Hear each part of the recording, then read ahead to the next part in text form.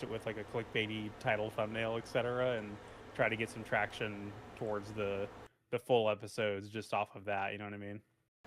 Sounds good to me. All right. Okay, got the visual set up over here. We're live on my end now. Good evening, everybody. Cool. All right, we're How back with the. is everybody doing today? Good, hopefully. So we're back with episode 4 of the Crossblades podcast. Where do you want to start tonight? Well, dude, it's been a hell of a month. I don't know about you, but I know you said you've been incredibly busy. I guess I have as well, but I don't know if you saw. I made a Facebook post about this and finally. Yeah, apparently you changed jobs recently, and this is the first I'm hearing about it. So, yeah, so on to greener pastures, hopefully. Yeah, I kept everything on the down low for a while, but I had to be through the process of this, had to be out of work for a number of weeks. Oh, geez. And I won't go into too much detail about that, but I will say what it allowed me to do while transitioning was get a lot of stuff done that I normally don't have time for just in my personal life and hobbies and stuff like that. So I feel pretty well caught up on a lot of the fun stuff and hobbies that I don't normally get to do. So Michelle and I did a bunch of house cleaning yesterday. We like deep cleaned our bedroom and like dusted all of the glass cases with the Zoids and everything in there. There's a big shelf of amiibos that goes over the TV, and we dusted all that stuff, and which will hopefully help with like potential allergy attacks from cat hair and stuff like that in the house. And it feels really good to have that nice reset. Especially it does wonders for your mental health. If you ever feel like you're just like trapped in your own house, just cleaning it and resetting everything like that does wonders for that. But I've beaten a couple more games, one of which we'll be talking about tonight. Heck yeah. I'm reading a book which will become a main channel video pretty soon, and I have been really, really getting into my model kit backlog and getting some of that stuff done. Which the Zoids channel is thriving right now because I've had plenty of content over there. One of which I just uploaded today. The only thing I haven't really been able to keep up with in this downtime has been the cosplay stuff. I haven't really been able to work on that much at all. But we'll get around to it before DragonCon, I'm sure. So, what about you? You mentioned the Zoids channel. That's where you put all your Transformers and stuff. This box is a Transformer that I bought. It's probably actually been over 2 months at this point, and I wanted to get it unboxed before the Transformers 40th anniversary, or movie 40th anniversary, but that was actually apparently yesterday. Rio and I even did a full reaction to the movie, which I wanted to have edited and posted, but like I said, last month was really busy for reasons that I'll go into a little bit later in the stream. But this guy has been waiting on me to open him, and I am going to open that soon. Before the beginning of September. I guess I would just be careful showing any visuals or audio from the movie right now because of how the film has been updated in YouTube's copyright ID system. So many smaller videos nuked, just gone. Yeah. Purged, including my own review, which I was very proud of that one. Hello. Yeah. And there was, I think we talked about it at the time, but there was a lot of people who were like, there was old videos getting popping up on my algorithm again, where people being like, I had to re-edit this and re-upload it. It's from like 7-8 years ago, or whatever, you know, because of the content ID strike. Or whatever. Hello there, Daniel. Welcome to the stream. Quick question: do both of our microphones sound okay? Like, they should be at the same audio levels they were last time, so not much should have changed since then. On my end, everything is the same on my end in terms of settings. Yeah. Last month was just very busy because I did announce this in my Discord, but not really on my YouTube channel. But I actually got recruited to help film a Team Fortress 2 fan film.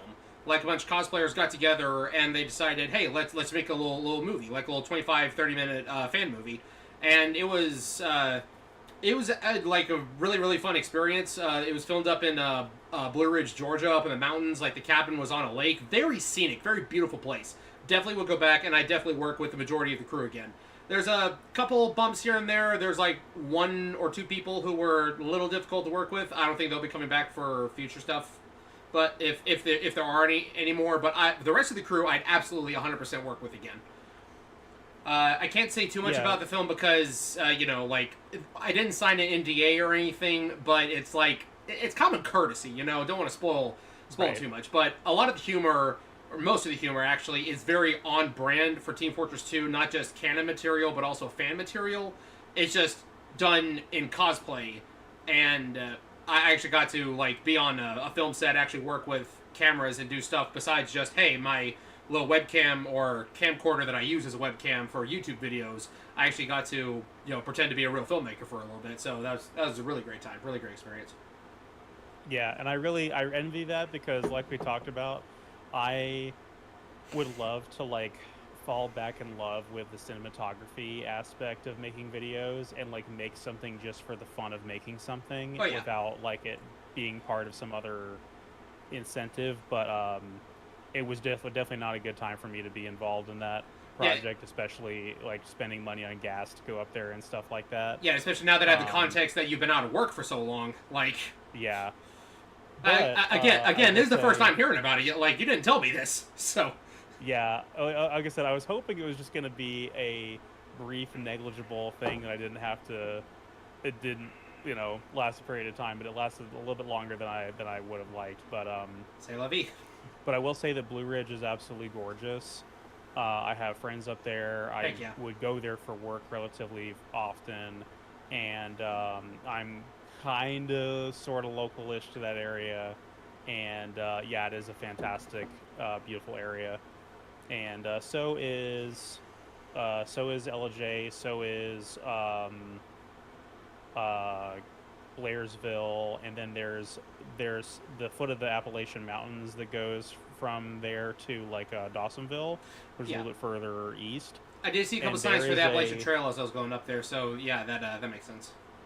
Yeah, there was a couple days for work where I had to drive from Blairsville to Dawsonville, and there is a mountain on that road called Blood Mountain, and the drive down that mountain in a utility truck, like van, like a Ford Transit van, was a nightmare. I was like, I'm gonna die up here. It's one of those of like every single corner you're like coming down the mountain being like, I mean, with the steering wheel trying to go around the corners kind of thing. It was crazy. I believe it because the road up to the cabin, there was a lot of twists and turns. I passed 2 signs that said dangerous curves, and they're like snaking like multiple S shapes in a row. And then you get some people coming around that corner at like 50 miles an hour, and I'm like, on these roads, my brother in Christ, I don't want to meet Christ today, please.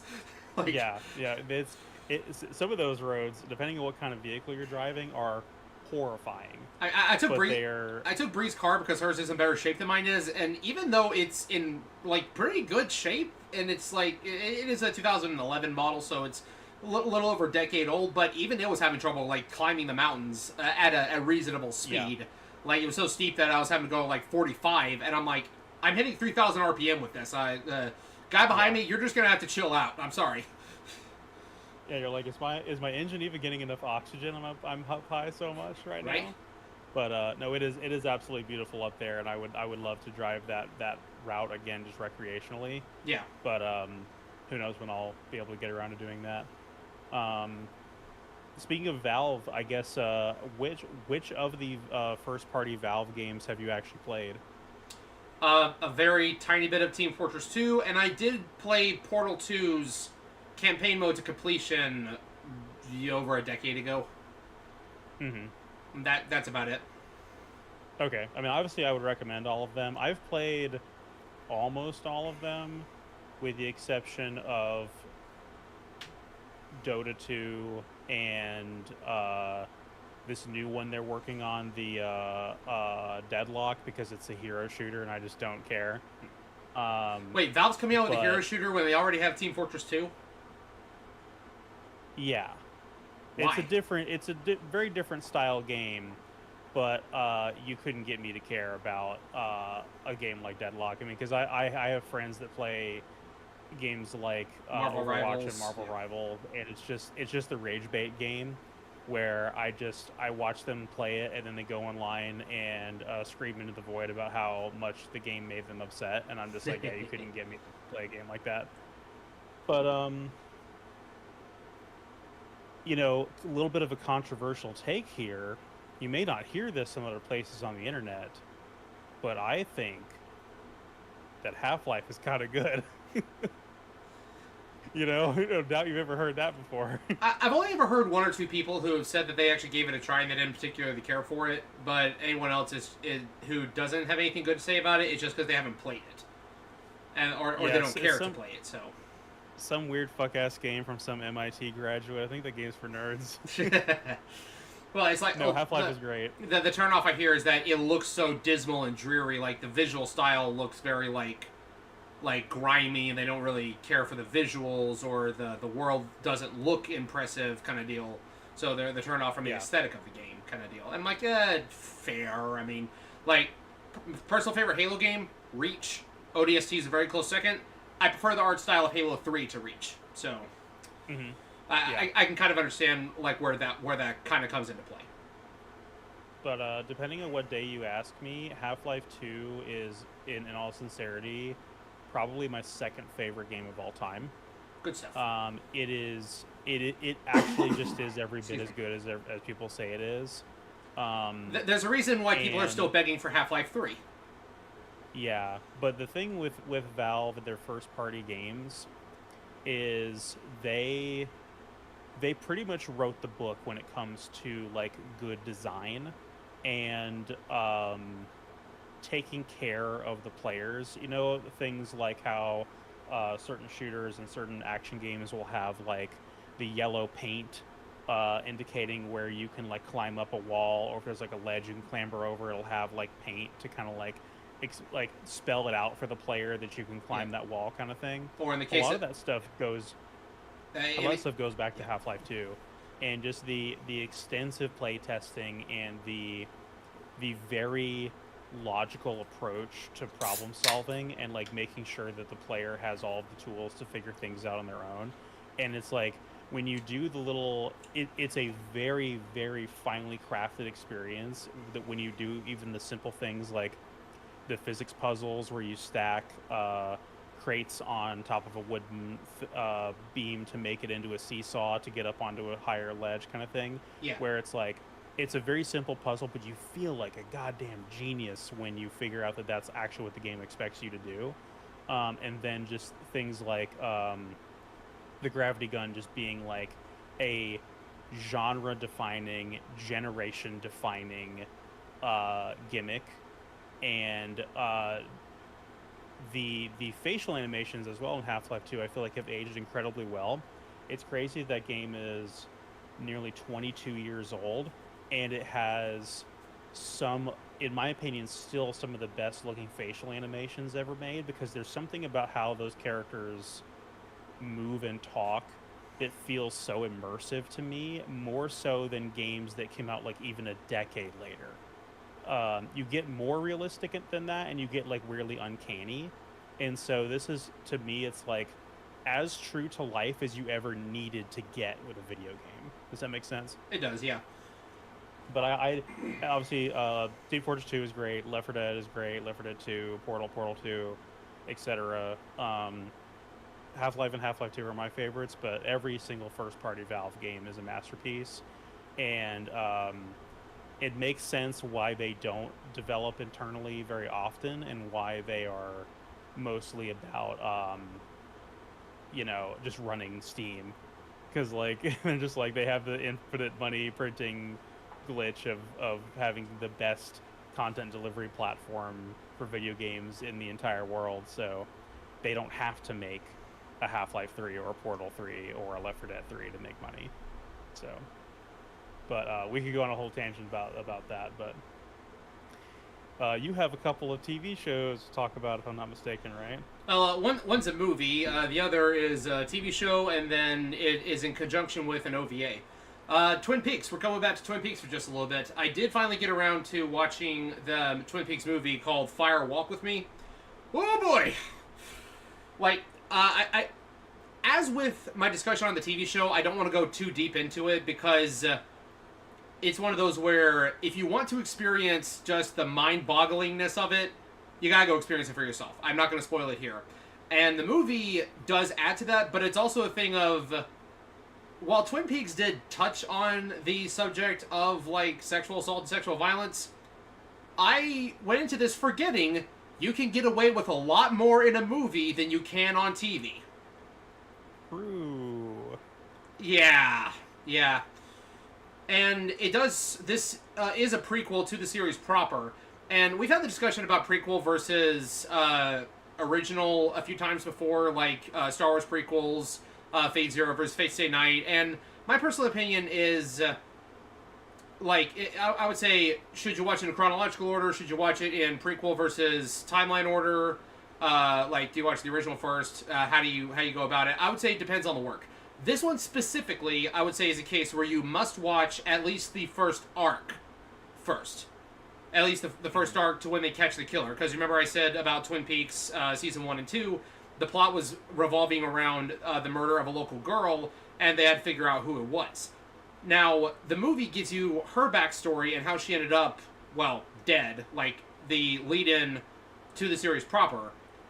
While you could... That would ruin the twist of the show if you watch the movie first, right? It would ruin the twist of who the killer is, yes. But it would also establish more of, okay, this is why she was important. Because when we start the show, she's just dead. We get no interaction with her other than a couple of flashbacks and, they have, a video camera footage of her, but they use it at the police station for evidence, being like, you're the guy filming this, so you are a suspect in the murder case, kind of deal. But the movie gives more context to how she ties into everything. But again, and while it does establish her connections with everyone, it makes more sense as to why the entire town is broken up by it. Again, it spoils who the killer is, so that way, the entire mystery is thrown out the window, and there's no point at that point. So, I would say a good watch order actually would be Season 1, or at least to the end of the arc when the killer is revealed, because during Season 2, we do pick up with a different story tangent. So Season 1, then you can watch the movie, and then you can go on to Season 2 after that, if you wish. I'll need to actually go back and watch Season 2 again to double-check a couple of finer points that I might be overlooking. But I was kind of surprised because one of the major antagonists of the show didn't appear in the movie at all, which is very confusing because it's related to what the dead girl, her name is Laura, one of her side jobs was working for this guy who he ran like a brothel as One-Eyed Jacks, and she moonlighted working for him. He is nowhere in the movie, and I'm like, I don't think they mention One-Eyed Jacks once in the movie, maybe, but it's not relevant to the main bulk of the story. So I'm kind of confused as to why he wasn't there at all. Maybe it was one of those things of where, because the movie was filmed after the show, the actor couldn't return to play the role at the time, so they just had to write the character out of the movie completely or something. That was a little surprising to me. And another thing is, there's a fan edit of this movie called The Blue Rose Cut, which has a whole lot of deleted scenes featuring David Bowie. David Bowie, filmed tons of deleted scenes, but they're not in the final theatrical cut. They're just in the Blue Rose edition, which, again, that's not an official thing. That is a fan put together, restoring all the deleted scenes. I haven't watched that one yet. I watched the theatrical cut first. And I do want to go back and, actually watch the Blue Rose cut later to see what he would have added to this, because I have no context for what his role in the movie would have been. And Twin Peaks is so surreal that even trying to hazard a guess would be a fool's errand at this point. So it's just going to be one of those. Sure, yeah. Do I feel like feeling existential dread again tonight? Here we go, Cowabunga it is. Yeah. Because, yeah, it's not a happy movie. It's definitely not. And like I said, movie can get away with a lot more than a TV show can. So, I still gotta watch season 3 though. I need to borrow someone's Paramount Plus subscription so I can watch season 3 because season 1 and 2 are on Pluto.tv, but season 3 is not. And Dude, don't you love streaming services? Isn't it so good? yeah, what streaming service is gonna give me this? You know, Yeah, but none of them apparently, right? not currently. And what's called Mega Man Fully Charged doesn't have a home physical media release. It's Amazon exclusive, or they have a whole series on YouTube now for free. But it's just like, where's the DVD? Where's the Blu-ray? I'd buy it, even if it's not that great of a show. I'd buy it. That's lost media waiting to happen right there. Well, fortunately, a ton of people have already backed it up. So, but yes, Yeah, legally lost. That needs to be its own category. Legally lost media. right, Like, right. because like the only legal way to watch it was on this, and now it's gone. Mhm. But no, I'm definitely very curious to check out Twin Peaks. I just, it's such a foundational piece of pop culture um, that I do kind of owe it to myself eventually to watch it. So I'll add it to the list. I'll get around to it one day. I'm definitely very curious about it because it is just the the bedrock of so many references. Like, you can trip over a Twin Peaks reference and not even realize it if you're not looking for it. Like, Simpsons references it. I rattled off so many of those during what I was talking about the first time that I learned were Twin Peaks references later. Soul Eater references it. The entirety of JoJo Part 4 is a Twin Peaks reference. And it's like references in roundabout ways you don't think about, that it's like, it is a reference without being a direct, like, one-to-one, but it's thematically a reference. Yeah. Like, the games from Remedy are often heavily inspired by it as well, which I would definitely, maybe later on in this podcast, I can add some Remedy games to your recommendation, because I definitely think you would get a kick out of specifically Max Payne 1 and 2, and then also the game Control. Have you heard of Control? I can't say that I have.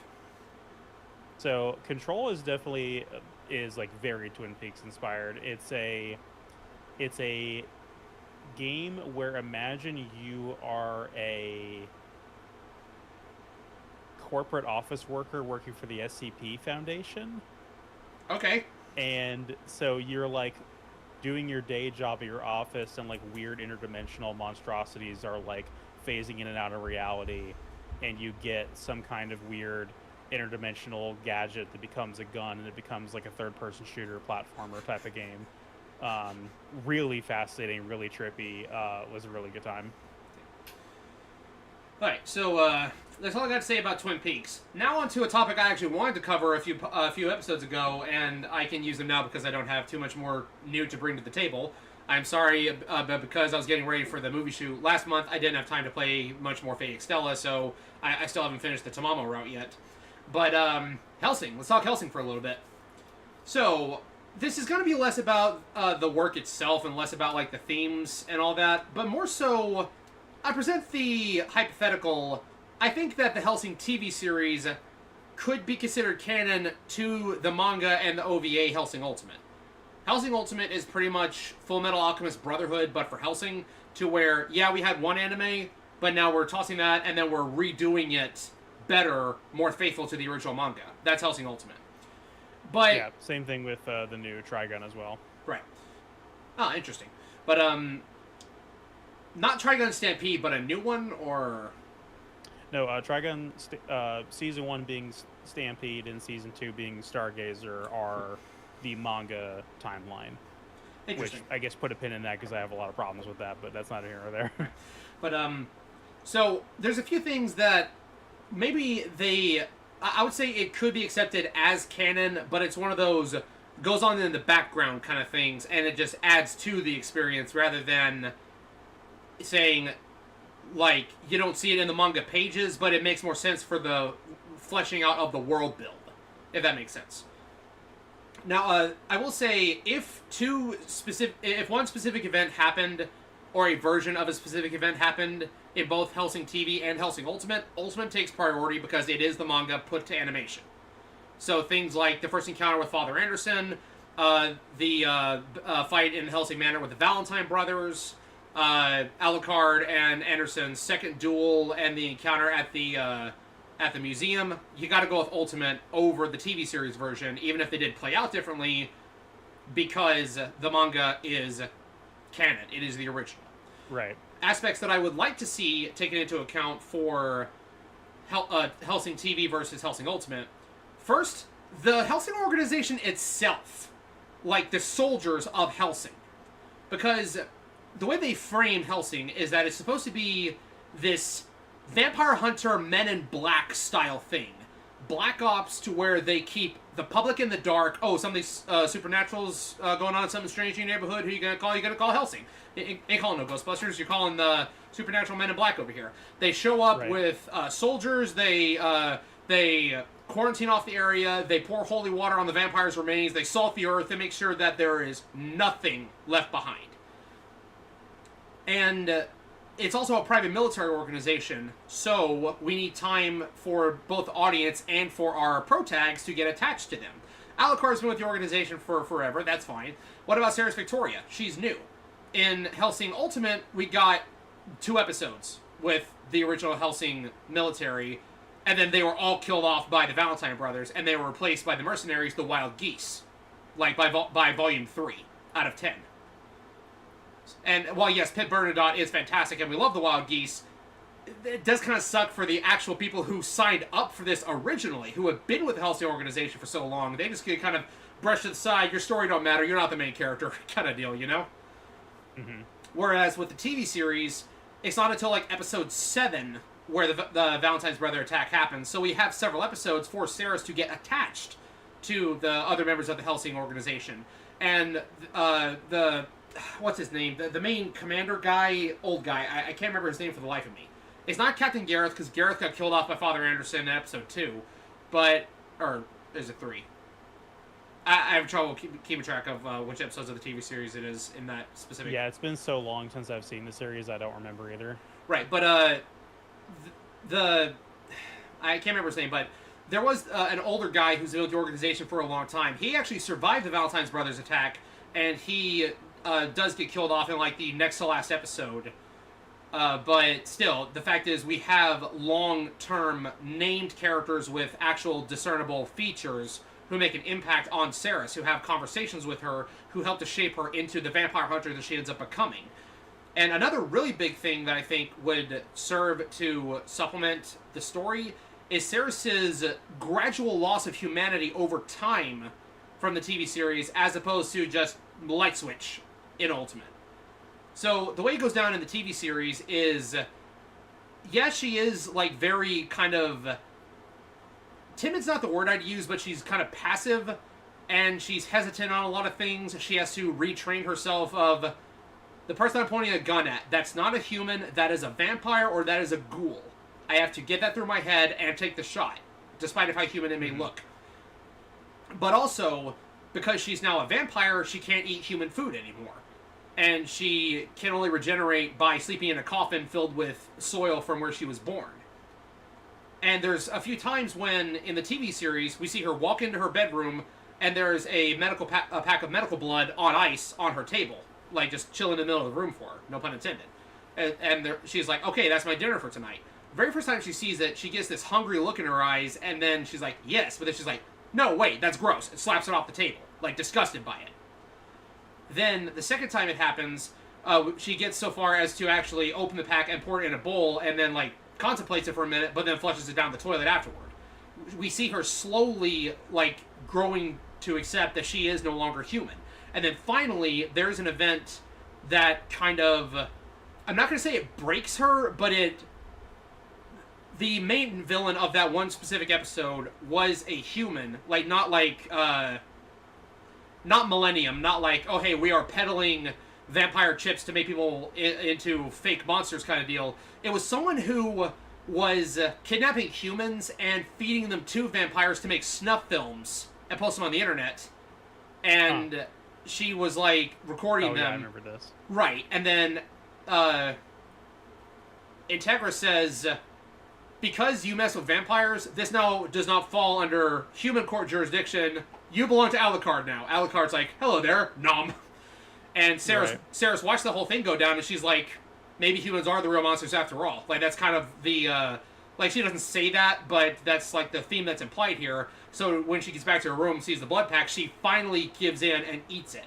So we see her slowly declining or evolving, whichever way you want to look at it, to where she finally does take the human blood. Now, granted, we do get one scene in Hellsing Ultimate where it's in like episode 6. It's like right before Millennium begins attacking London, where Integra does a thing where she cuts her finger and makes Sarah lick it for her. It's just a few drops, and it's out of context. It's kind of suggestive. I remember that in Hellsing Abridged, they cut to that, and when Zoran's going through her memory, she's like, "This needs context." But then that implies that Sarah hasn't eaten any blood in a long time and is feeling weak from it.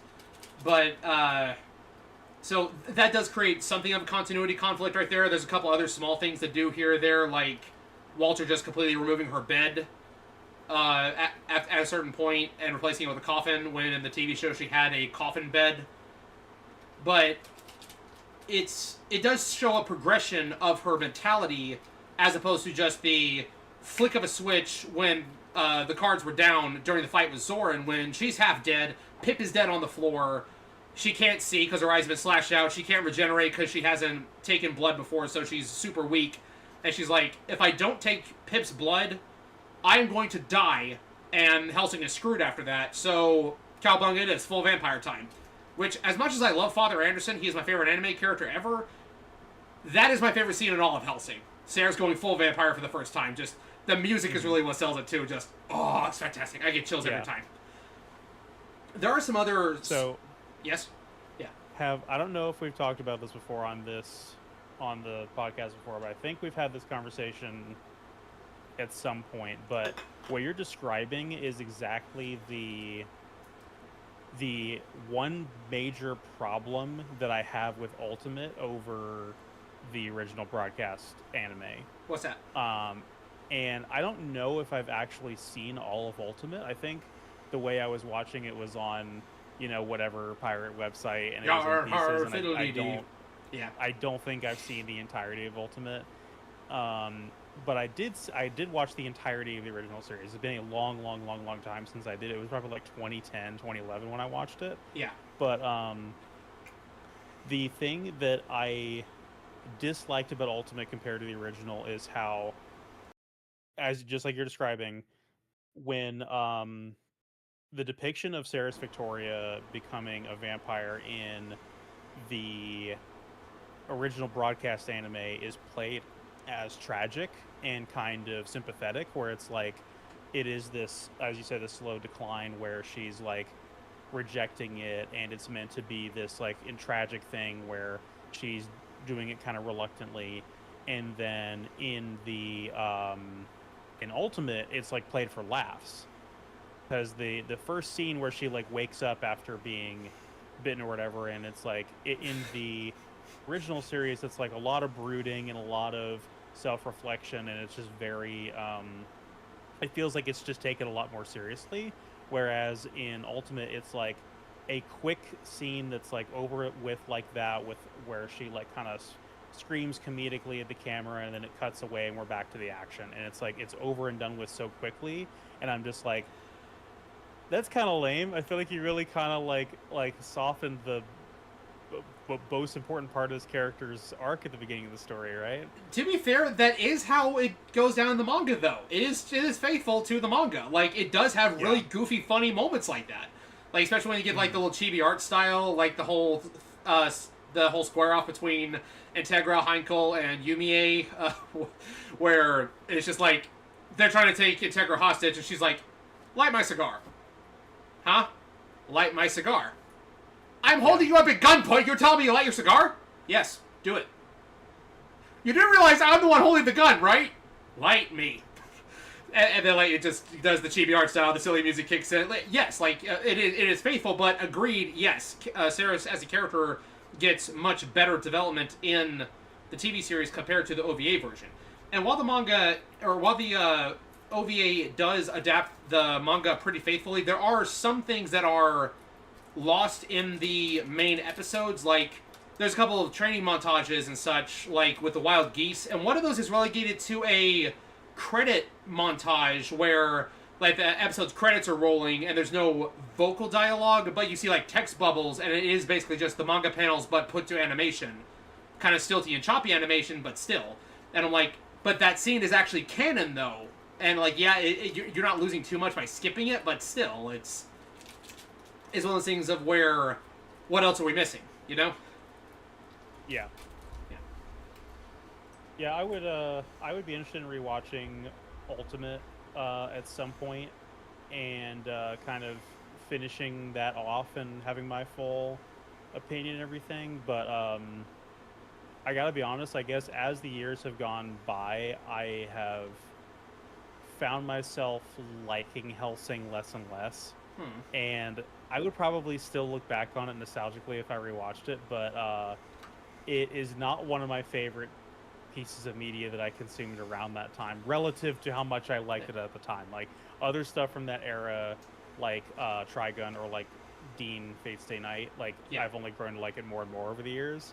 Hellsing went the other direction where I like it a little bit less than I did when I first watched it, but not I don't you know, I don't dislike it, I don't hate it, but it's like it didn't grow with me in the same way that I thought it was going to.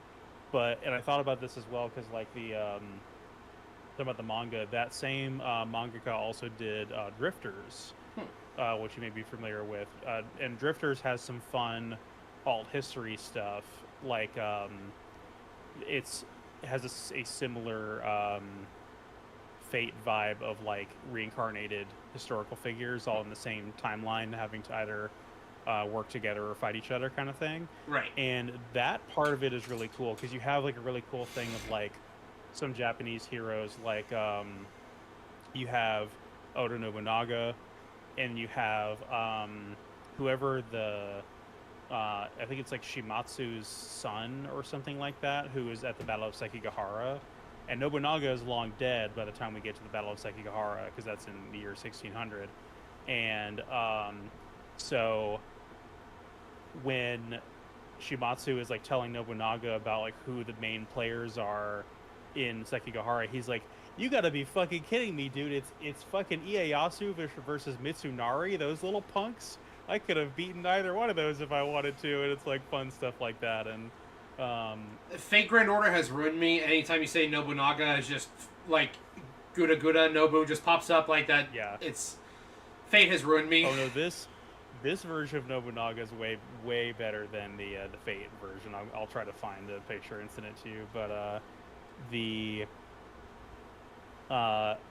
I liked that the anime Drifters for what it was, but there's this weird thing where there's like these weird magic fae people that come into it at one point, and they made like a made-up language for them to speak, and it's cringe.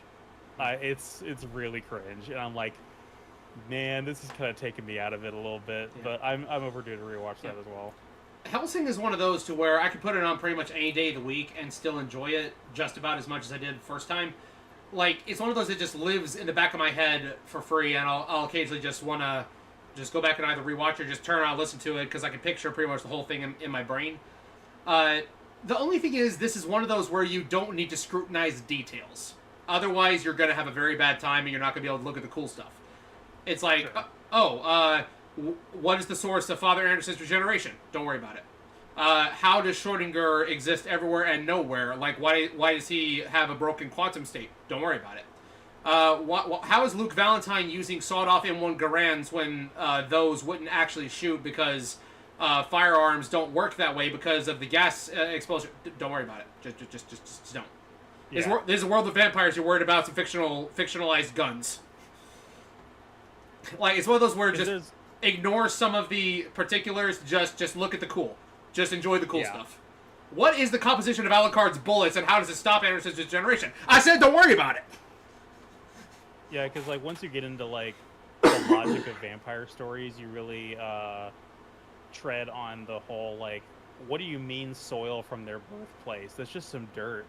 How is that dirt any different than other dirt? And like stupid stuff like that, you know? That's one of those where you have to like buy into the mysticism of it. But that also does beg a question, depending on the lore you go with, does that mean maybe it's not in actual vampire lore, but if you wanted to look at the supernatural elements, does that mean soil from where they specifically were born as a human before they became a vampire, or soil from where they were when they became a vampire? Yeah. So, yeah, one of those deals. There's a bare minimum of suspension of disbelief that's required to Yeah. buy into that. Oh, like Fate Stay Night, Heaven's Feel, when the Grail Shadow blasted Reen with that, Kirei buried Reen in her yard to absorb like mana from her home. But that's more so because I guess I'm gonna assume it's because the Tosakas have a bounded field around their place, so it's connected to their magic circuit specifically. So that makes more sense. But it's the whole thing of like sleeping in dirt that is your home. Is just the connection I'm drawing there. Yeah. Are we ready to move on? I believe so. Let me double check the list that we have for today. I actually do kind of want to make a full breakdown video, like 50 other topics I've talked about before, of how Hellsing TV versus Ultimate, how they could mesh, and go over all the finer details there. But it does require some workshopping, of course. It's not just hey, just insert it here. It's one of those, take what works and just throw out what doesn't. And then you get a complete experience, is the way I look at it. Yeah. That would be cool to do it that way. Yeah. All right, your turn. So, the Halo remake is out. Yeah. I sleep. So I finally have watched some. So I've been getting a ton of videos on my and my bit rate is through the gutter, dude. Holy shit. Anyway, there it goes. I've been finally seeing a bunch of reviews for it, and I've gotten a lot of videos on my recommended on my feed that are. I'm tempted to watch them, but I don't want to accidentally get bamboozled by a really bad faith argument. Because, as has been made clear, one of the side effects of being a Halo fan is being like bunk bed fellows with like right wing oorah go military support the troops kind of folks. And it's weird because most other nerd spaces that I'm in, especially like in the cosplay scene, most people have a certain more progressive ideology, but I guess just because of the like military themes and storylines in Halo, you get some people who end up coming into the cosplay community by virtue of their interest in Halo that have some different political views. And so it doesn't surprise me that there is a non-insubstantial amount of people complaining about the Halo remake where their criticisms basically just boil down to woke bad. But I think we can all agree that those people were never going to play the game anyway, because most of the people that complain woke bad don't actually fucking play games, apparently. They just sit there in their podcasts like we're doing and complain and don't actually play games. So I finally got to watch some actual like objective reviews of the Halo remake and figure out what about the game I actually think is going to be a problem and what I think actually works about it. And the obvious thing, of course, that I think we both agree on is that it didn't need to exist. We already have the anniversary edition on the Master Chief Collection. We didn't need a full from the ground rebuild. Yeah, not to mention Halo 1 is actually my favorite in the series. I think that the gameplay, even 25 years later, is extremely tight and extremely satisfying. And even though some people take grievance with the level design of Halo 1, the level design of Halo 1 is practically like hand-holdy and a just blessing compared to Bungie's previous FPS, Marathon Infinity, because Marathon Infinity has level design that is like some kind of frontal lobe torture, and Halo 1 is like a relatively linear shooter. Yeah, it has some copy-pasted environments, but like you can relatively justify those copy-paste environments by like what type of place is the level taking place in. Is it on a ship that has many redundant hallways over hallways type of thing? Is it a place like the Assault on the Control Room versus Two Betrayals, where you're going through the same level backwards? Which Castlevania I Symphony of actually the think Night that's really inverted cool. castle. Yeah. Great analogy. I actually really, Two Betrayals I think is my favorite Halo mission because it is using every element of the sandbox at the same time. A more apt It's using every comparison. enemy type, every weapon. All the enemies are infighting amongst each other. It uses every vehicle. Um, Big outdoor spaces, cramped interior spaces. The music is peak, etc., etc. Um, A but more apt example would actually be from my personal favorite Halo game, Reach. Only sword base versus the package, where you go back through the yeah, same stage, but you start at a different point, and now it's a war-torn battlefield after a lot of the planet's been glassed. Your outposts are now in ruin, and rather than defending, you're on the offensive.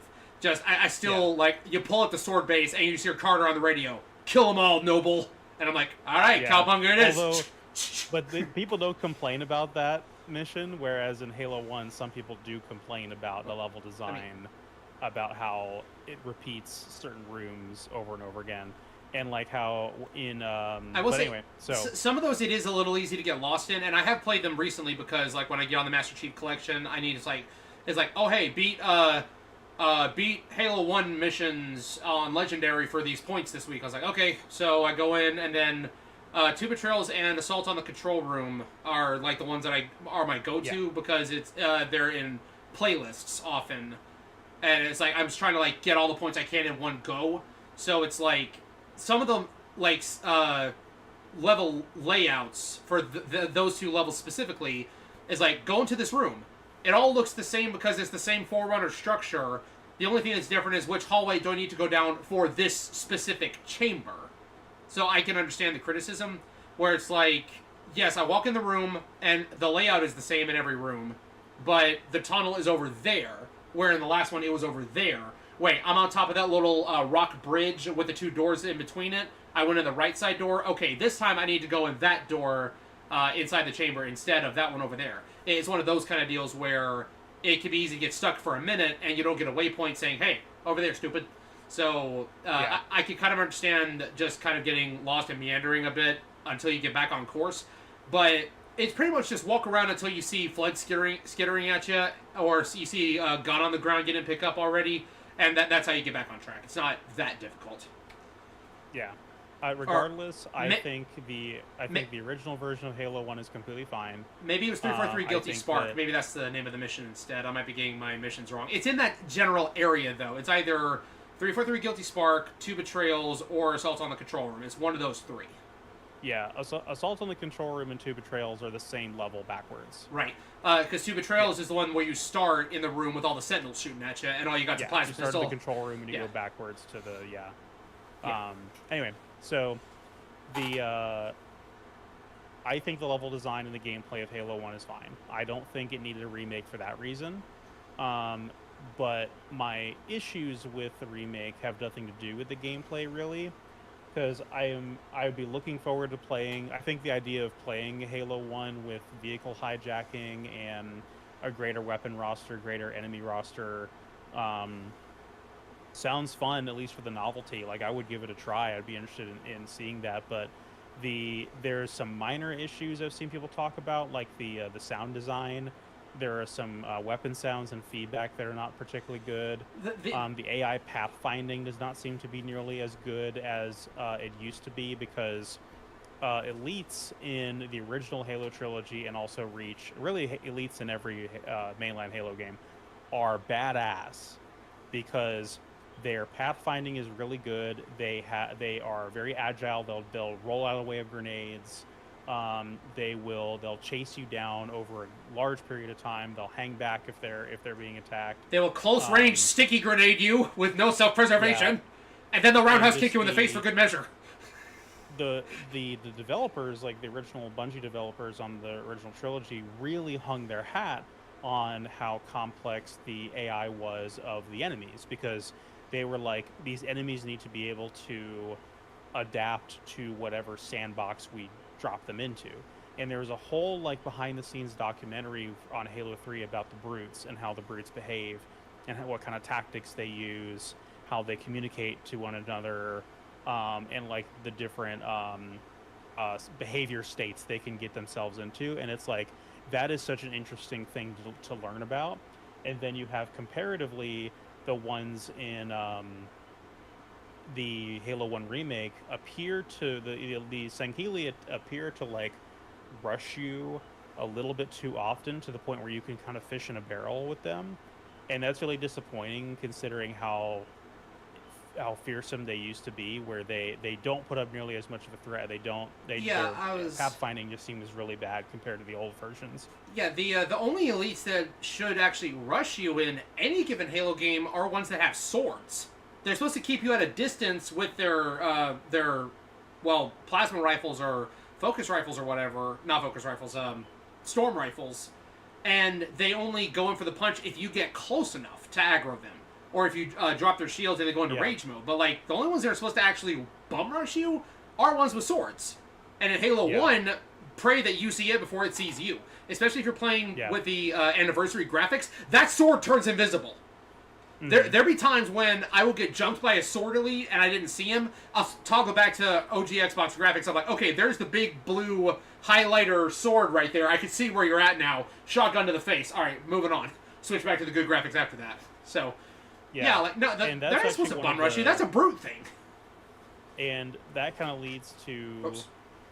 my biggest complaint, which is like a thing that is a through line through the whole game. And again, I'm only basing this off of what I've watched. I haven't played the remake yet because this is not a gameplay complaint. I would not make a gameplay criticism for a game I've not played. The thing that I think is legitimately disappointing about the Halo remake that I think does not hold up is the cutscenes. The cutscenes are like weird and uncanny, and the direction is really weird. I'm gonna do a bit really quick here. So when you first see Sergeant Johnson in the remake, the cutscene that establishes him is framed so weirdly because it is this like tight close up on him, and he turns around to the camera, and it's basically this. He's basically like, "Hey, baby, I'm back in glorious Unreal 5. Didn't you miss me? Aren't you feeling nostalgic right now? I'm Sergeant Johnson." And it's like it really has that vibe of like he's smiling awkwardly at the camera, and it's like a super tight close up, and I'm like, bro, back up a little bit, personal space. Like this is a little weird. Bro, I can see your breath on the camera lens. And like mostly everybody has. So Steve Downes and Jen Taylor have reprised the roles. Johnson's original voice actor is retired, so he's been recast. I think his replacement sounds fine, but it's just a direction thing, and it's the exact same script. So every line from the original game is preserved with a lot more additional lines added, and so you get but you have so much more like animation in every cutscene. So like you'll have awkwardly long pauses between lines because they want to show you the characters moving in Unreal 5 graphics more. Well, and so you'll have I feel like if that's an issue, they should have taken a page out of Saber Interactive's approach to the Halo 2 cutscenes, and they should have actually gone in and done some editing to make the in-game engine cutscene and dialogue mesh better with the pre-rendered, like, absolutely beautiful chef's kiss graphics that they gave those cinematics, which look almost real, but somehow aren't uncanny. Like that is and black magic right there. there. Are a decade old now, right? Again, and they hold that up is better than these. They got some witchcraft going on over there because those are fantastic looking, and again, they look almost real without being uncanny. And I don't know how they accomplished that. Like, holy crap! I completely agree. The Halo 2 anniversary cutscenes are what these cutscenes should have been, and they're just not. Right. But the most egregious example I'll give you is the cutscene in Halo 1 that is one of the longest and most dialogue-heavy cutscenes in the original version of the game. The one that gives you all the exposition on how the titular Halo actually works and how the Flood work. Yeah. And it's in the control room after you get back with 343 Guilty Spark and you have the index from the nightmarish library you just went through. And Cortana takes it back, and she's like, where have you been? And like scolds you, and she's like, do you have any idea what that bastard almost made you do?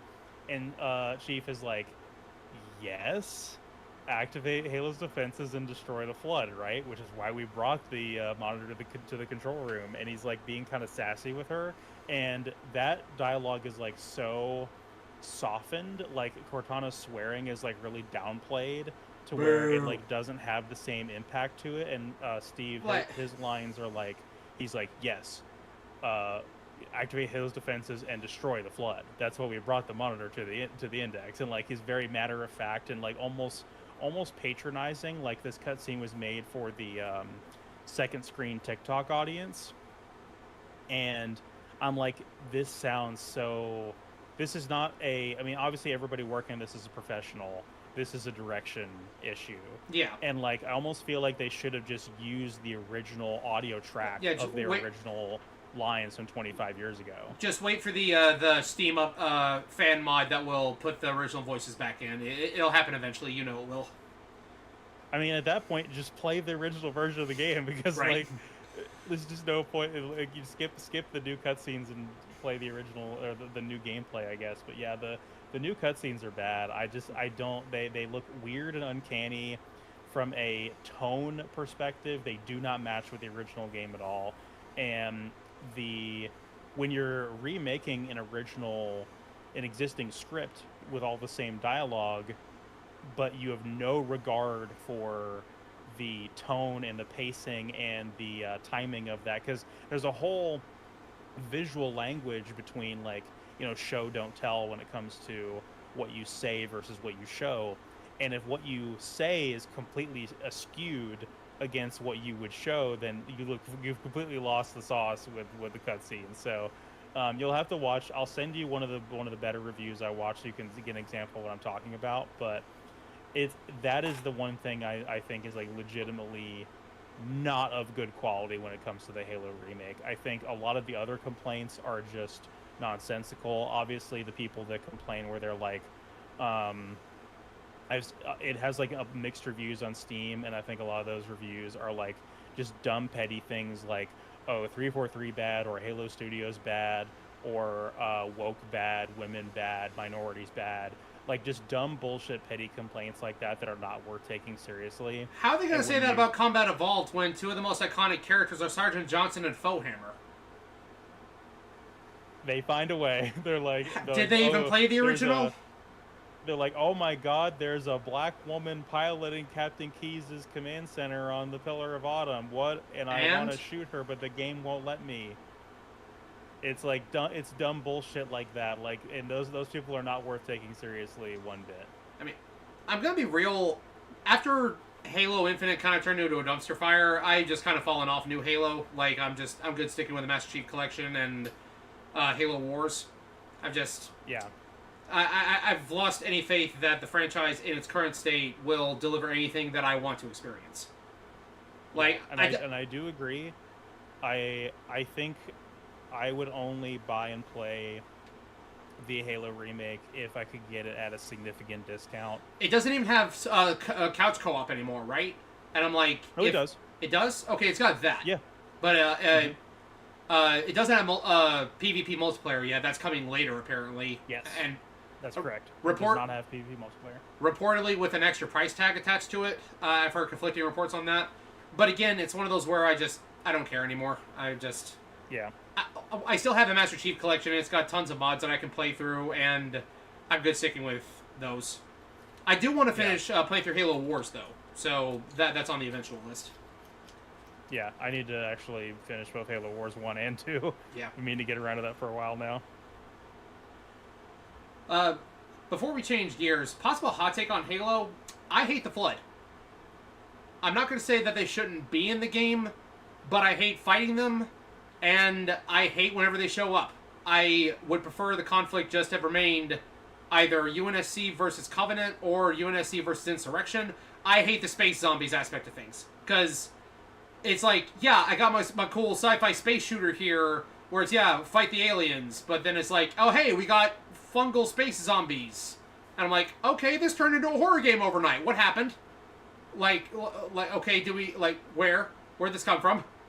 And like they creep me out honestly. Like the distorted speaking and how they can merge with technology, like the flood ships in Halo 3 and the Truth and Reconciliation, and it's like they're like the Borg but scarier. Like I don't like it. I just wanna have my Spartan or my ODST fight some aliens that don't do that. When I kill something, I want to make sure I want to know that it's dead and it won't get back up. Like I like my zombies separate from my sci-fi spaceman shooter. Like To that take, I offered no forgiveness. A father's sins passed to his son.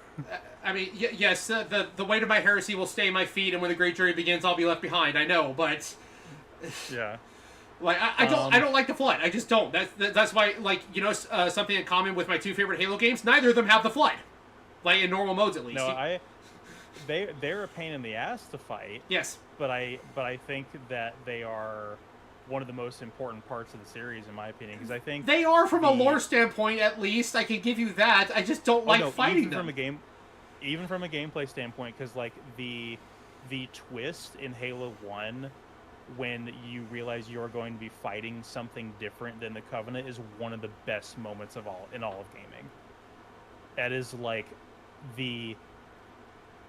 that twist is one of the best moments of any game ever, because like just to go from being like, okay, I fought these same aliens enough times where I know the patterns, I know how to which weapons work against what kind, and et cetera, and then you're like, oh, we dug too deep and we have awoken something ancient, and you're like, what in the fuck is that?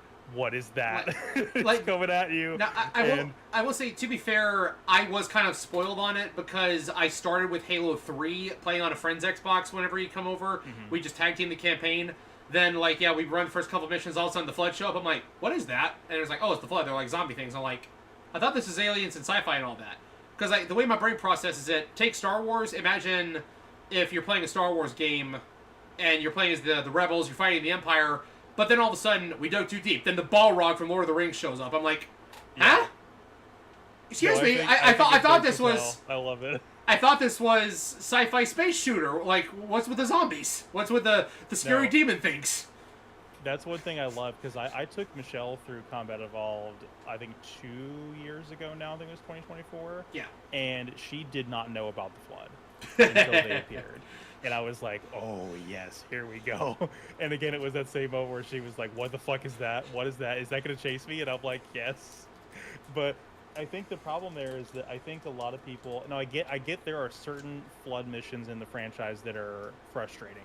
Obviously, the library is a nightmare. Cortana. Apparently, the way they've done the library in the remake is one of the best aspects of the remake.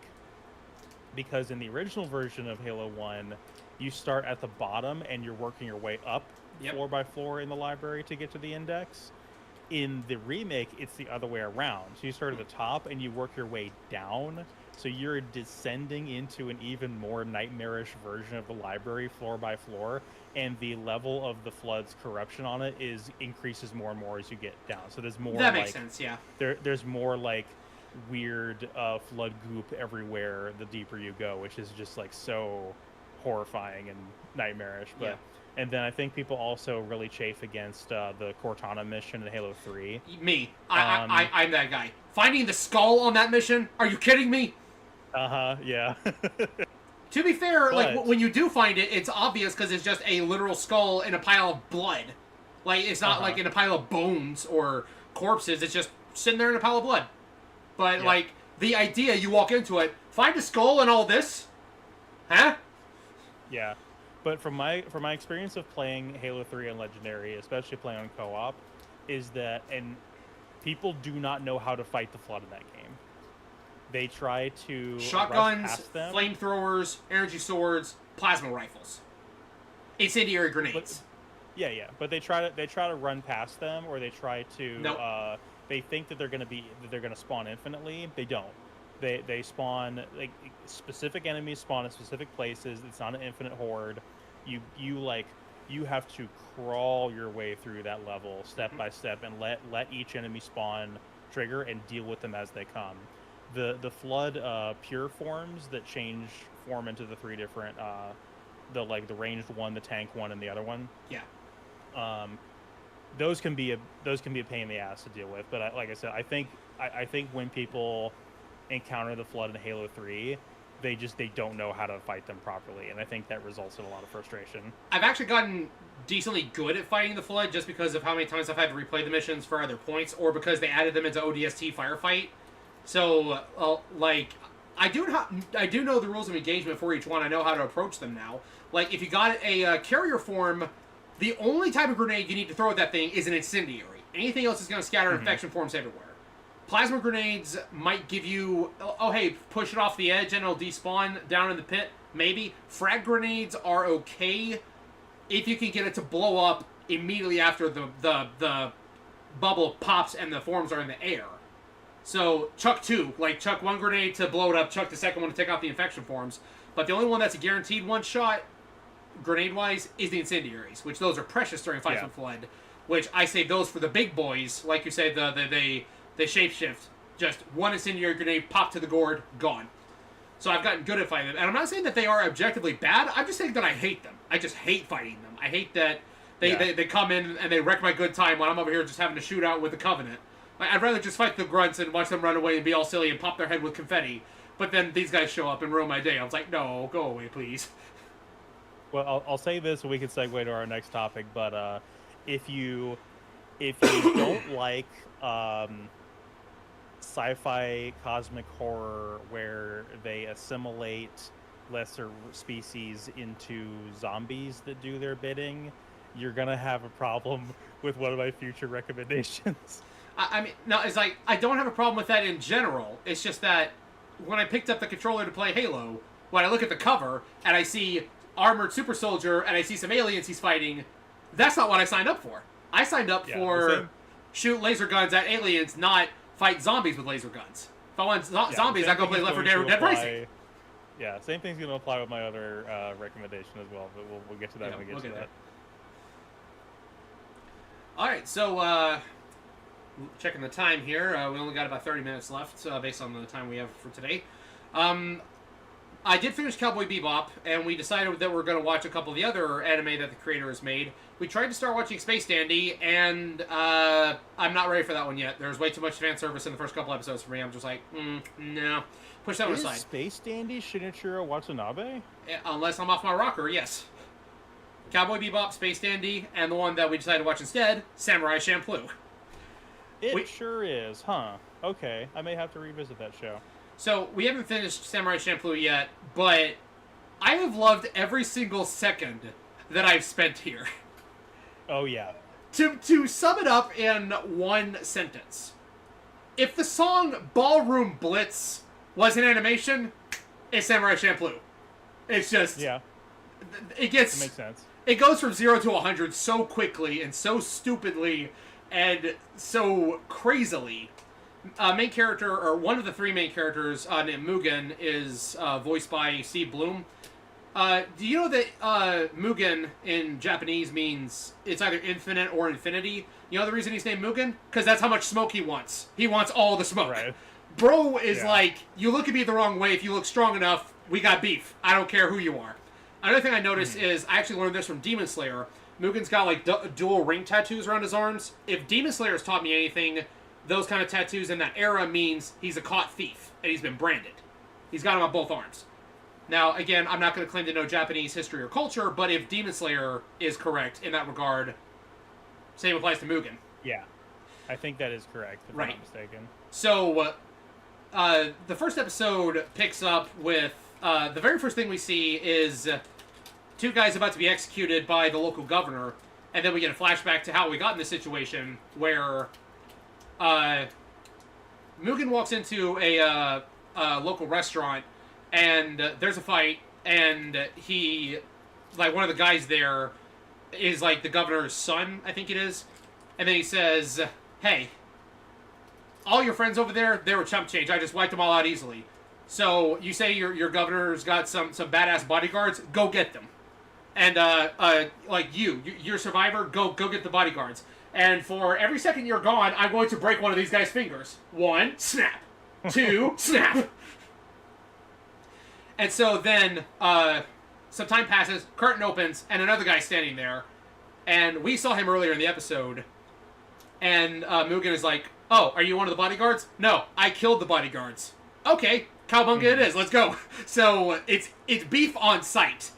This guy's name is Gene. He is a very disciplined Ronin. He wears glasses to make himself look cool.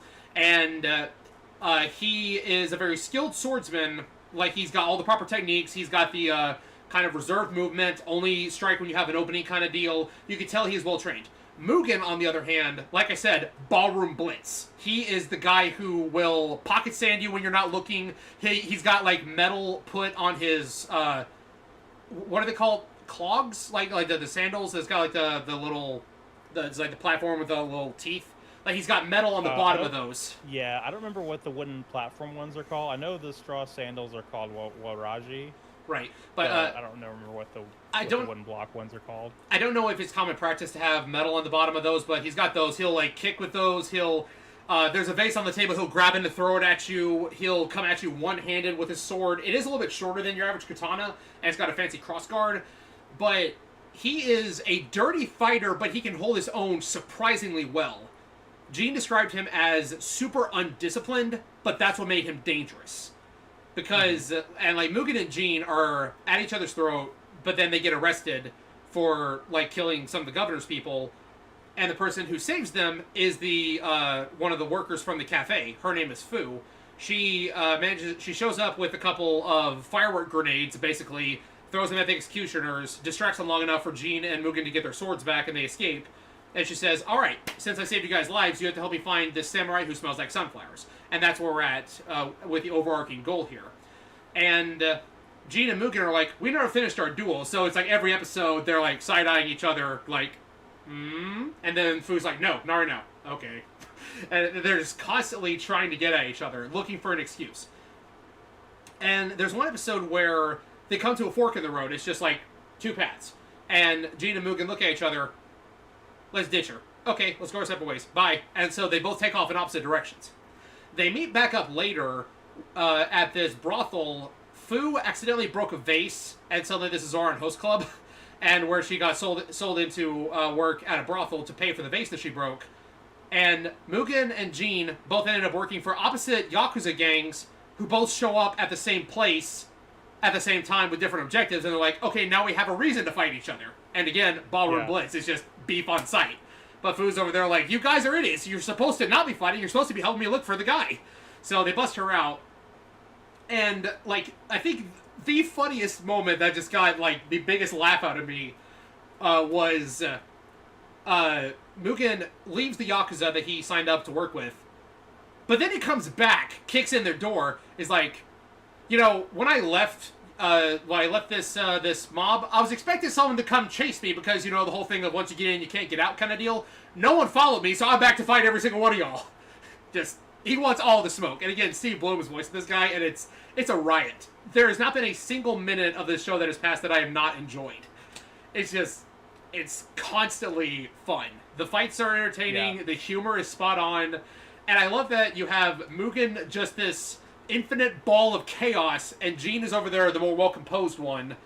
Reportedly, he's faking it. That's what Brie tells me. Like, she's actually seen the series at length. The episode we just finished was the one where the European guy showed up, and he was faking being Japanese. But he's like, that's back when Japan, like, didn't let foreigners on their soil very often. But he was like, he's an important, what's the word for it? Not ambassador, but like a representative of like a trading company or something. But he just had like a big affinity for Japanese culture, or he's a weeb, like he's a prehistoric weeb. That episode is also hilarious, but we haven't finished the show yet. But again, I'm loving every single second of it. It's great. It's fantastic. I definitely I'm really glad to hear you're liking this one, especially coming off of Bebop. Right. Well, that was more somber, more like kind of broody kind of deal. Which, it's good to get hit in the feels occasionally. This one is just have fun. Just go nuts. Yeah. it is oozing with so much personality. It has one of the best soundtracks of all of anime, and it also has like fantastic animation. Like all the Oh yes. movement and choreography of the characters is like shows do not look like this nowadays. Like it is a lost art the way this show looks. Hmm. Um, but I will say if you like this, then one of the things I love about certain creatives is when they have like a signature style that they know is theirs and they deliberately repeat the certain things over multiple works. Because some people would be like, oh, it's derivative, they only know how to write one story, yada yada. I like it when it's intentional, where they're like, this is the tropes and the archetypes that I am known for. I'm gonna redo my signature style. So for example, um shit like Hideo Kojima literally reusing the character Meryl Streep from Police Knots to Metal Gear Solid. Um, so Shinichiro Watanabe, this whole dynamic of the brash, arrogant, reckless, hothead protagonist and the stoic, composed, calculated, straight man protagonist, and like the girl that forces them to kind of come together. That dynamic is the exact dynamic he used in Macross Plus as well.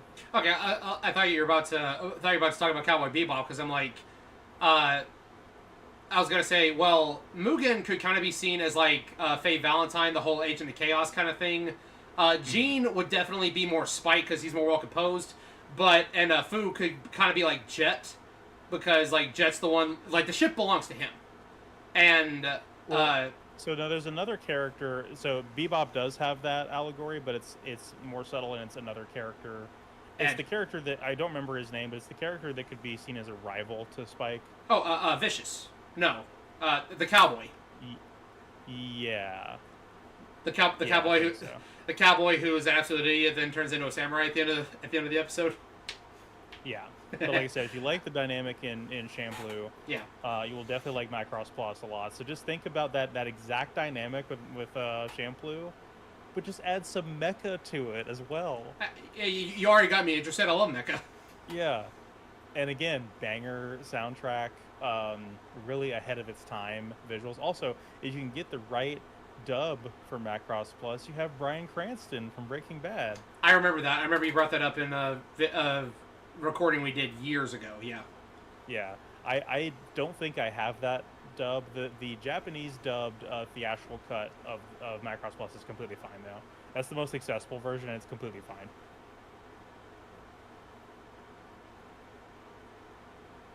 When did Backcross Plus? When did that dub come out? Like 95, I want to say.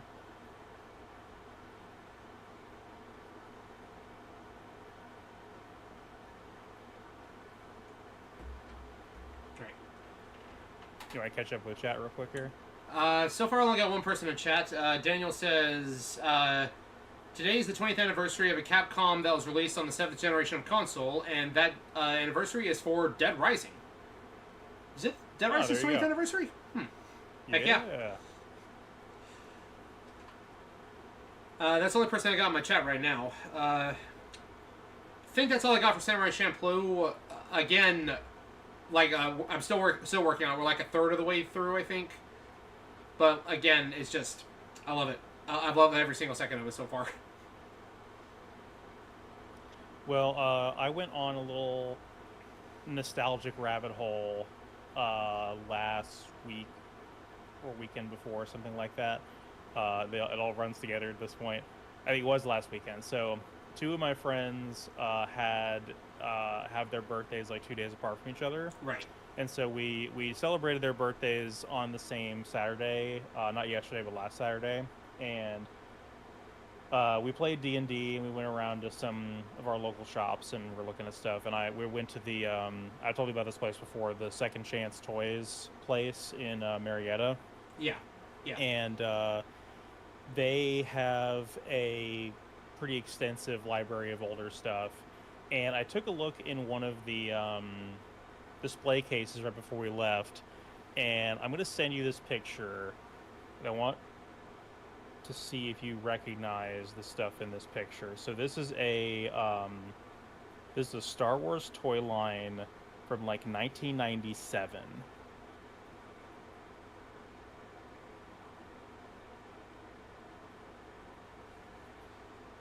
Oh yeah, heck yeah. I actually still have. Oh, I see the blue Y wing. I've been wanting to get another one of those because the cockpit canopy on mine broke. Yeah, I Yeah. had several of those when I was younger. I had at least two X wings. I had like two different editions of it. One had Luke Skywalker and R2D2. The other one had Porkins and his R2 unit. The Blue Squadron Y wing is one of the ones I had because like I love the Y wing. That's my favorite fighter.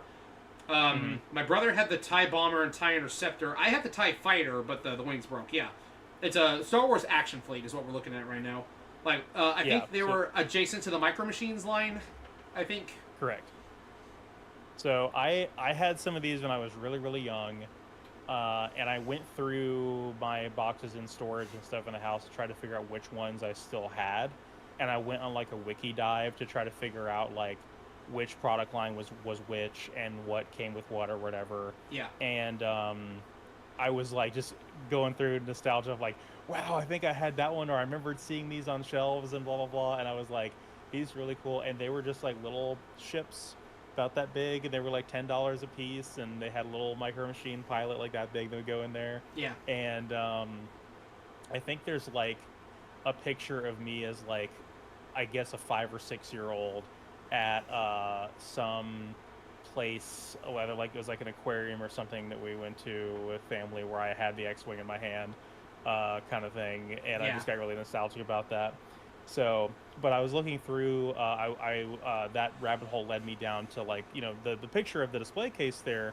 Some of these are still pretty cheap to buy 30 years later. So most of them are between like $15 to $30 was the price range. So pretty inexpensive for something so old. It hasn't had a whole lot of inflation on the secondhand market from collectors. Thankfully. And even in like new in box unopened, there the I saw on eBay a lot of the baseline mainline ones are new in box like $30, new in box $20, etc. Like pretty affordable. I'm like, wow, that's pretty cool. So that kind of got me a little nostalgic about that. I may eventually, when funds are okay, go back and get like one or two of those that I didn't have because I Yeah. never had the A wing or the Y wing, and I do want those. Um, but I went and dug through my old stuff and found the ones that I had, and I had quite a few that were still like completely intact, all their parts and everything. And I was like, yes, I still have all these going completely intact. And but there's one that I have that I've always loved. And are you familiar with the TIE Defender? Yes, I am. It's the TIE Interceptor with a So third wing. Inverted third wing. yeah, basically, yeah, it's a weird, yeah, inverted Triforce looking ass shape, and Thrawn built that, didn't he? Like in the Legends canon, didn't Thrawn design it? I think. he was involved in its production. Yeah. Yeah, so this was its first appearance, to my knowledge, is in the PC Star Wars TIE Fighter game, and my brother and I had that game as kids. Specifically, we were the perfect age to have bought that right when we got into Star Wars as young kids, when they did the PC CD-ROM re-release, because it originally released as a DOS game, Hmm. and then in like 97, 98, they did the PC CD-ROM version Yeah. that had like better, slightly better graphics. It had the actual music from the films and not like not bit crushed MIDI files. Yeah. And it had it had the expansion pack with it, and the expansion pack had like new ships and new levels and a new storyline. And the TIE Defender in that game is broken. It's like the most powerful ship until you get to the expansion pack stuff, because it has shields, it has a lots of heavy armaments, it's fast as fuck, and it has a built-in tractor beam. So enemy fighters, you can just slow them down to a crawl and shoot them at your leisure.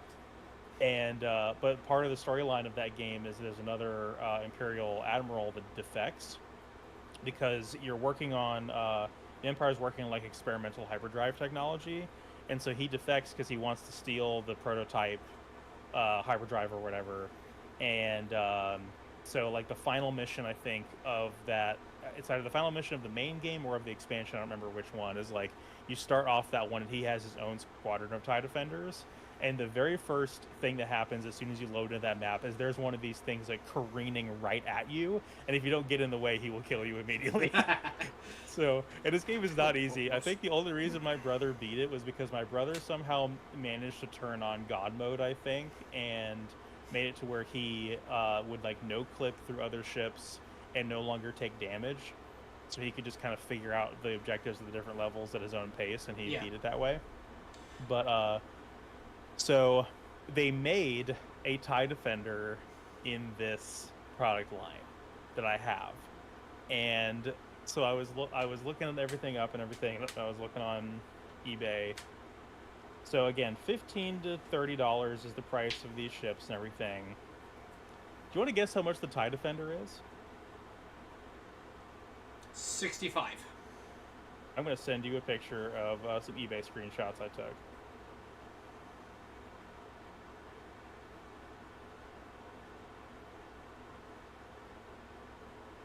No. Yeah. That is no. I mean, that is no as in don't pay that, but that is how much it's worth apparently. That is a third of my mortgage, good sir. Oh, that's lucky. That's like Well, they keep raising our property taxes every year. that's like less than a tenth of mine. Jeez. Or I'm sorry, that's more than a tenth of mine. It's like I'll do the math later, but Yeah. mine is, I think mine more just for a little bit more than yours. But yeah, so loose out of the packaging, $250. F that noise. No, absolutely not. Yeah, and so Just I just I buy just got a little bit of, buy a second TIE interceptor, cut the wing off, and duct tape it on there. You got the same thing. right. No, I'm just glad that I already have it, so I don't care how much it's worth because I don't have Yeah. to go out and buy it because I already have it, so I can get the vicarious enjoyment of being like, this random toy I had as a kid is suddenly inexplicably worth a lot of money. Yeah.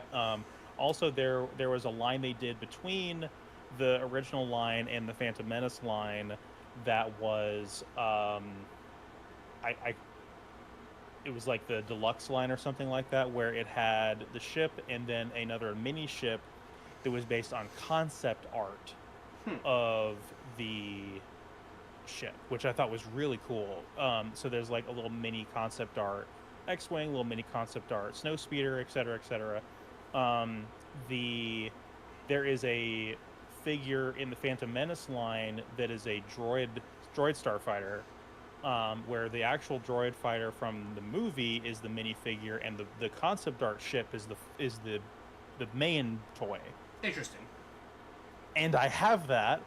I think it's at my dad / brother's house, because it's not in my stuff, but I know I had it because I have the minifigure and I have the pilot, but I don't have the main concept art ship. That concept art ship is like nowhere to be found on eBay. I think I found one listing for it, and it was new in box for $165. But in theory, it could be worth much more than that because like nobody's selling it.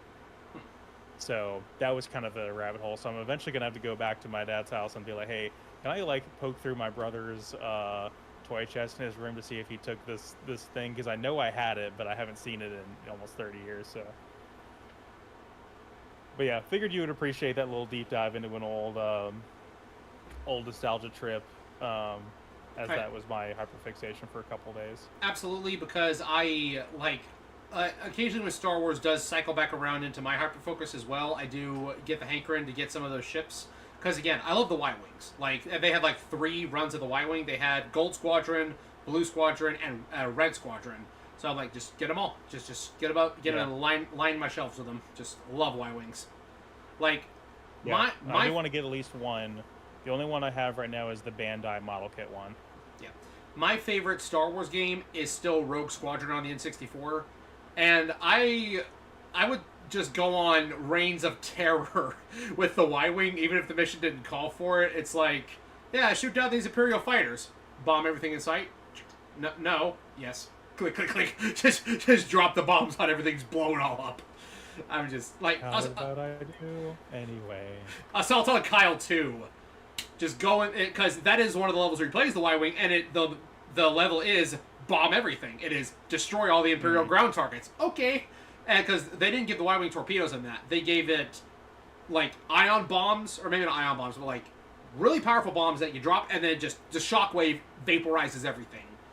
And it has also got a topside ion cannon, where there's, like, one mission where you need the ion cannon to complete it, because your goal is to not destroy the target, but is to disable it. And I'm like, if I'm feeling like a gremlin, I'm like, what if I destroy it anyway? Well, you failed the mission. That's okay, I try again. Click, click. Just... Yeah. I would just go on absolute rampage just for the lulz, just destroy everything. The thing is slow as molasses, though. That's... Oh, yeah. Why were they having that thing do the Death Star trench run? Like, I get that's a heavy fighter bomber, but still, like, no. No wonder y'all got shot down so easily. They did their best. Yeah, it's like one thing that it's coming off the heels of playing the game and then rewatching the movies, and I'm like, in the games, the Y-Wings have such heavy shields that I can get pelted by like 25, 30 shots from a TIE fighter and not even flinch. In the movie, it's like one direct hit. Boom, there it goes. Like, they even said, yeah, put up your rear shields. Watch your enemy fighters. Oh, there they go. Goodbye. Yeah. I'm just like, okay, maybe Vader's just a particularly good shot, I guess. He used the Force to find the fuel pipe and blast that specifically. Now, you ever seen Star Trek Generations, like the movie? Yes. So you know how, like, the Klingon bird of prey was able to get the Enterprise's shields, like, modulation and adapt their disruptors to just blast right through their shields? Vader is using the Force to see what their shields are set on. And he's like, Uber hacks, pew pew. Yeah, I wouldn't even doubt it. Yeah, that's actually some tech that I feel like needs to be explored better with, like, Force-sensitive pilots. It's like, what are the shields operating on? Can I calibrate my lasers to fire through that? Yeah.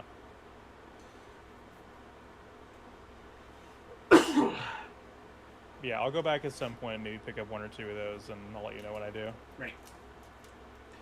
Well, looking at the timer here, it looks like we've got about 5 minutes left or so before you need to get off. Yeah, I have some I got to do at 8.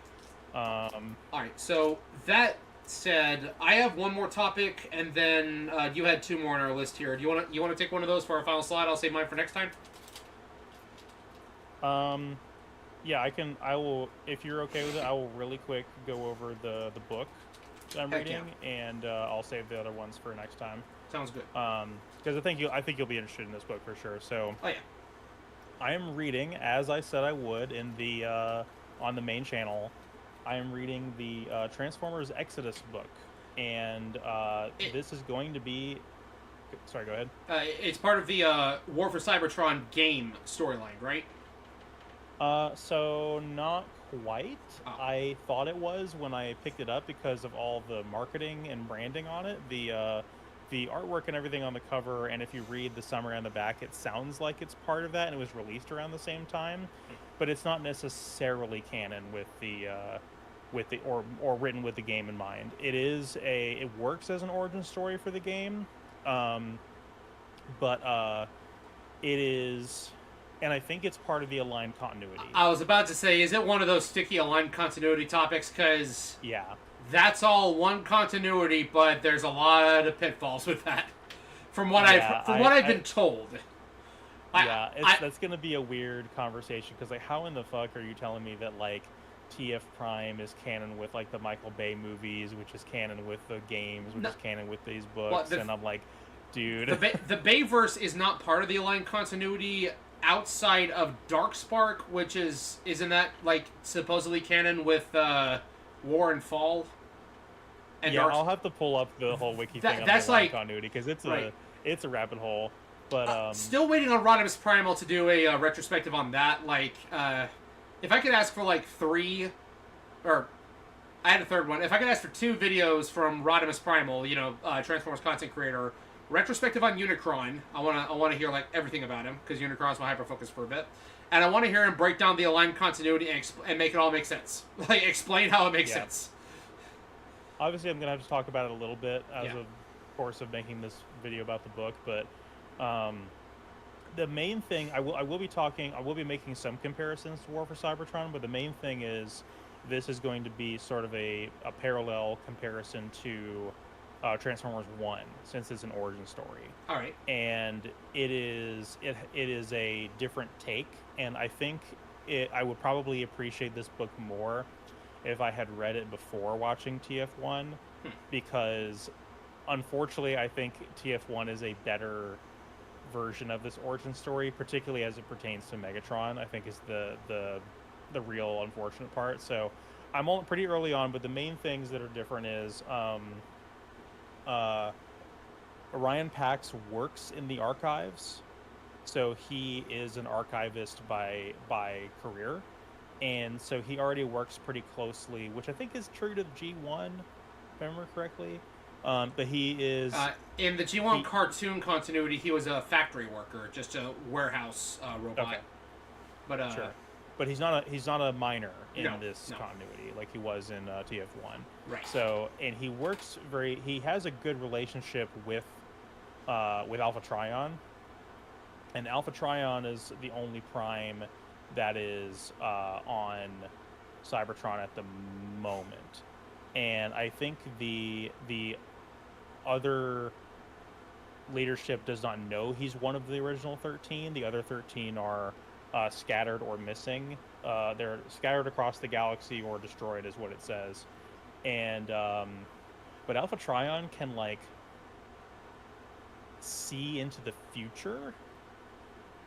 It's really interesting. Like he has some like pretty absurd implied powers, because there's this thing called like the Covenant or whatever, which is like something to do with Primus, and and like he can use that to see into the future, and he like kind of knows what's going to happen to him and to Orion Pax and everything. But Megatron's original name we don't know what it is at this point in the book. They never say D16. They just say, hey, there is this gladiator that keeps calling himself Megatronus in reference to Megatronus Prime. Okay, so Megatronus Prime did exist before Transformers 1. Okay. Yeah, he's one of the 13. Right. And so it's like, hey, this gladiator is like adopted the moniker of Megatronus, and he's like handing everybody their ass, like he's really powerful. And then the next chapter is it shows a gladiator arena fight with him, and he fights a set of combiners that were like a rejected Shockwave experiment, which is pretty cool. And how he kind of comes up with the name Megatron is he hears the crowd chanting his name, Megatronus, but the way that it kind of drowns out over, like he hears it, but it starts to get drowned out in the background, and so he only hears like the Megatron part, and he's like, yeah, I think I can go with that. I think I kind of like that. And that's literally it. That's literally the explanation for how he picks his name. No. No, you see, the real reason is you can't spell Megatronus without us. But Megatron is so selfish, there is no us. There is only him. Oh, yeah, you know what? That's exactly right. That's exactly right. I wanted to reach for my 86 one up here, but it's too high up. True facts. But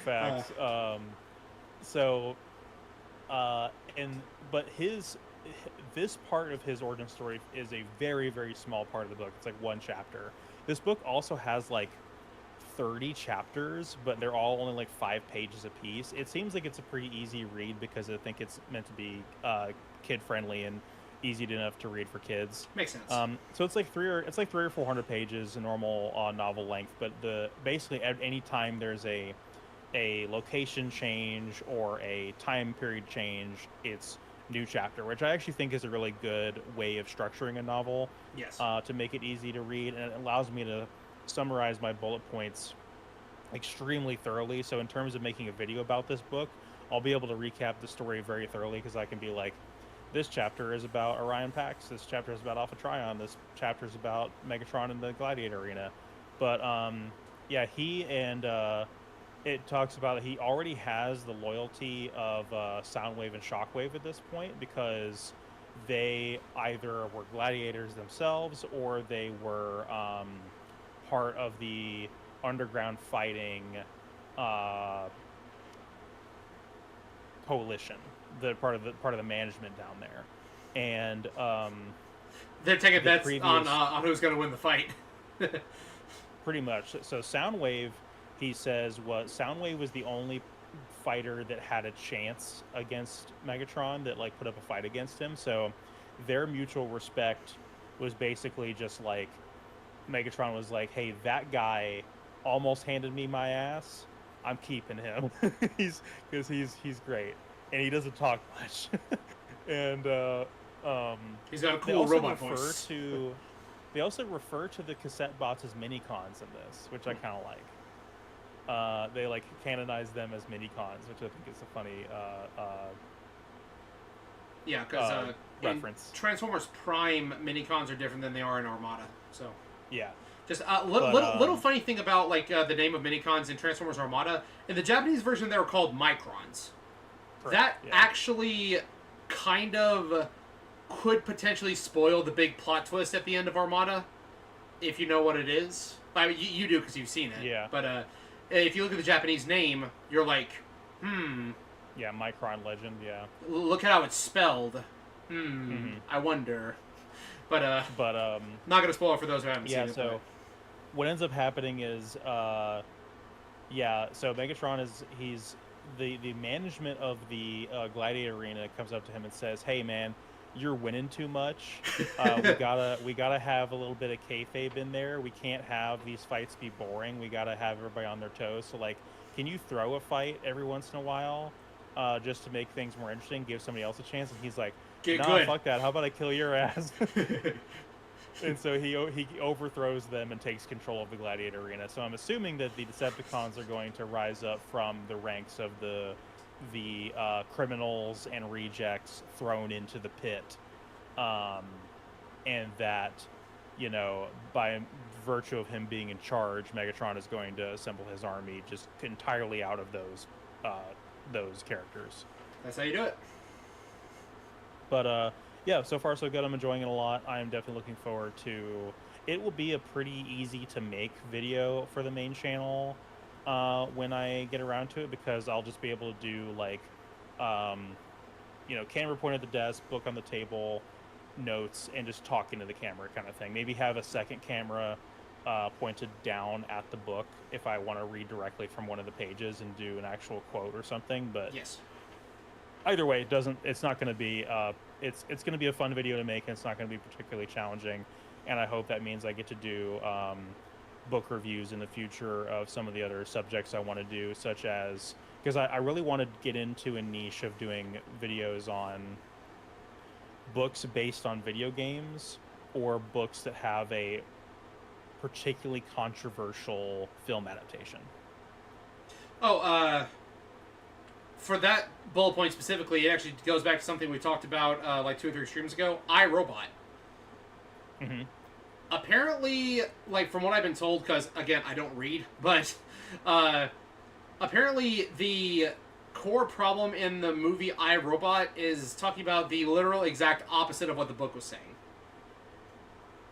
I've been told that the book was saying that because of Asimov's laws of robotics, AI can't overthrow humans. Whereas the movie is about AI and robots doing exactly that. So I was talking with a friend who really hated the movie. Yeah, it was a fun, action-packed thing. You got Will Smith in there, that's great. And it is fun to just have like the cool sci-fi techie world. But because it's an adaptation, it's terrible because it's literally the exact opposite of what happened. Yeah. I need to recommend you at some point do Androids Dream of Electric Sheep. We did talk about that during the again it was like, I think it was before we officially branded the podcast. It was like the 3rd stream we did after that. It's the one where I had Mega Man gameplay as my background, whichever one that was. Yeah, it's not it's not the most well-aged book, but as a foundation of modern sci-fi, it's pretty pivotal. And then Oh, it's a Blade Blade Runner. Runner, Yeah. yeah, Blade Runner as a companion piece to it is a really fun. That actually might be a video topic is a little cheap because I actually think having seen Blade Runner the final cut in theaters earlier this year, I have a lot to say as far as a comparison between that book and that movie. Right. Even though that was never meant to be like a page for page adaptation, it's more of a inspired by. It still follows the plot and has most of the same characters. Right. On that note, anything else before we end? I got to jump off here pretty soon. Goal for next month, I will have at least the second round of Fate Extella done, if not the second and third. This month should be a lot more chill than last month because, again, I spent most of my time, like you talked about cleaning up the house. I was cleaning up, without giving away too much, we dubbed it the box room. So, effectively, we moved out of our apartment really, really fast. And it was a thing of, it's the end of the month, so we have to get out of here in like 2 days or pay another month's rent. So, shove everything into boxes and bags, and then we get to the house, throw it in the room, deal with it later. Well, later finally came, and when I got recruited to be the cameraman for that film, all my camera stuff was in there, so I had to go digging for that. And I was like, yeah. I'm already in here, I'm already in the trenches, let's just go ahead and just clear this room out. I said I'd deal with it, now's the time to deal with it. So that's what I've been spending my free time doing. I'm Which I'm sure that felt good to do. You have no idea. Like, yeah. It was one of those things that's where it was just dominating my brain. It's like, hey, it's back there. You know it's back there. You know that one thing you're missing? It's in there. Go look for it. Yeah. It's like, okay. The metaphor is there's a dragon in that room, and you got to go kill it, or it's gonna get bigger. Have you been reading my messages to my best friend? Did you hack my Facebook? Have you been looking at my? No, hacker man. Yeah. No, that is a metaphor for stuff like that for sure though. Turn on some Sabaton and just go crazy. That's how you get your house clean. But yeah, I think once you get through Tomomo's route, you will get through the others much quicker because you'll be having more fun. I think you will probably finish the third and fourth routes pretty soon after one another because they will flow into each other much better. Right. But I've been having plenty of fun with it. It was just a matter of, do I have time to either play it today or do I have something else going on? And it was just very busy, like, last month. So it was getting ready for that. But, yeah, this month should be much more chill, much more time to relax and play. So I plan to at least get through the next 2 routes before time for the next podcast, if not all 3, and just finish the game out entirely. And then start Bayonetta. Okay. Finally, so yeah, and the next episode will probably be after Dragon Con at this rate, so after Labor Day. Right. Dragon Con will forever elude me for the foreseeable future because at my job, Labor Day weekend is the one weekend a year nobody is allowed to ask off. Oh yeah. It is the busiest. Every single station is required to be here.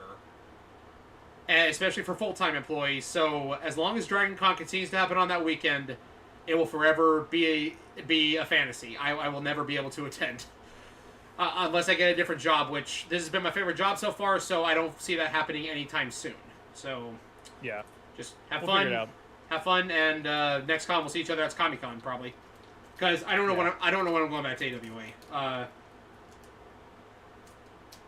We talked about, we were at MomoCon together, and we did talk about how, like, I think the venue is too big because of all the walking that I had to do. And I was like, AWA's in here as well. I'm not a fan of the GWCC, so I'm like, nah. Not a fan. Well, we won't talk about it here, but there's other issues with AWA that are dampening its appeal, so, yeah. Oh, that's not good. That's not fun. But yeah, thank you guys so much for watching. I'll see you guys next time. All right, later.